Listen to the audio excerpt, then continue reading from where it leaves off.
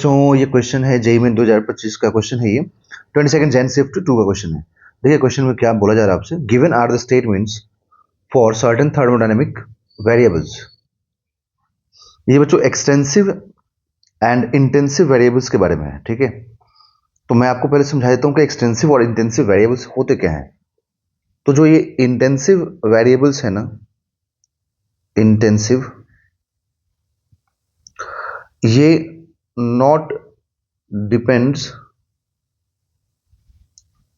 On size and amount, मतलब amount of substance and size पे depend नहीं करेगा।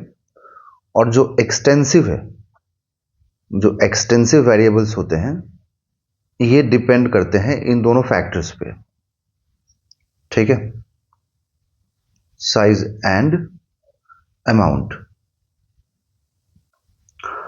ठीक। अब एग्जांपल्स के लिए जैसे मैं आपको बताऊं, तो जो प्रेशर है, देखो जो भी आपको बता रहा हूं ना उसको ध्यान से समझो, आपको इसका आंसर मिल जाएगा। प्रेशर है ये बच्चों, देखो ना ही मतलब ये ना अमाउंट पे डिपेंड करता है प्रेशर, और ना ही साइज पे डिपेंड करता है। तो इसका मतलब ये क्या हो जाएगा, इंटेंसिव हो जाएगा, ठीक है। टेम्परेचर की भी बात करें तो ये भी डिपेंड नहीं करता साइज पे और इस पे, है ना, अमाउंट पे, तो ये भी हो जाएगा एक्सटेंसिव। क्लियर। जैसे मान लो कि मैं अगर यहां पर बात करता हूं वॉल्यूम की, तो वॉल्यूम तो भाई साइज पे डिपेंड कर रहा है ना, वॉल्यूम का मतलब साइज ही तो हुआ ना एक तरह से। तो ये क्या हो जाएगा, ये एक्सटेंसिव हो जाएगा।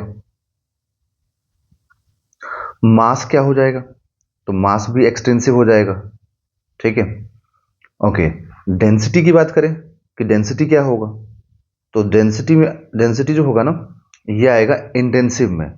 अब देखो ये, अब किसी को लगेगा सर डेंसिटी कैसे आएगा सर, देखो डेंसिटी को तो हम डिफाइन करते हैं, है ना, डेंसिटी को तो हम लोग क्या डिफाइन करते हैं कि मास पर यूनिट वॉल्यूम। तो सर कैसे हो सकता है ये, मास भी आ रहा है वॉल्यूम भी आ रहा है, पर नहीं हो सकता ना सर।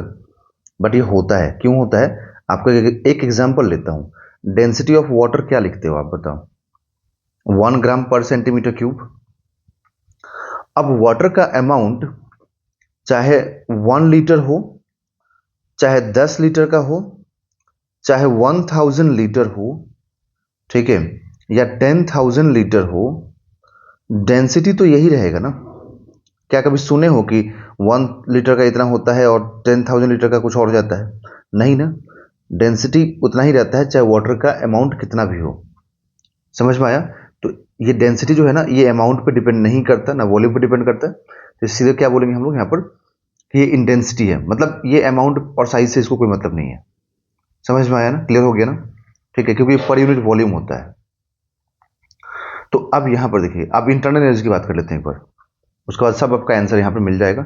तो इंटरनल एनर्जी की अगर मैं बात करूं, ठीक है, तो इंटरनल एनर्जी को मैं दूसरे साइड लिखूंगा, इंटरनल एनर्जी।